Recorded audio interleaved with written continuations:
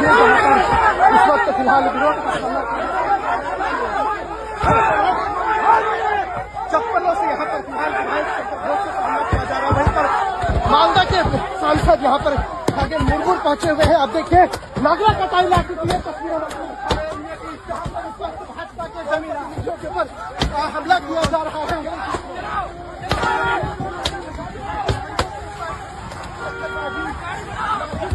फिलहाल यहाँ पर तोड़फोड़ की जा रही है।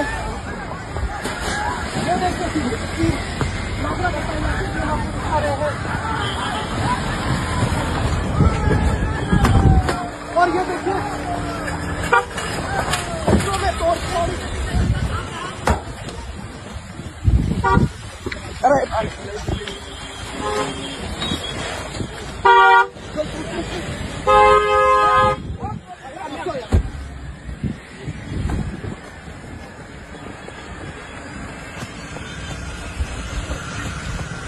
गाड़ी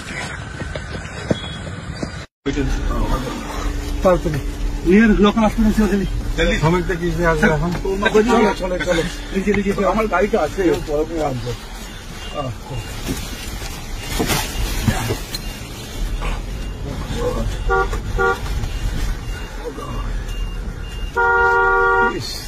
কিভাবে লাগলো এইভাবে পাথর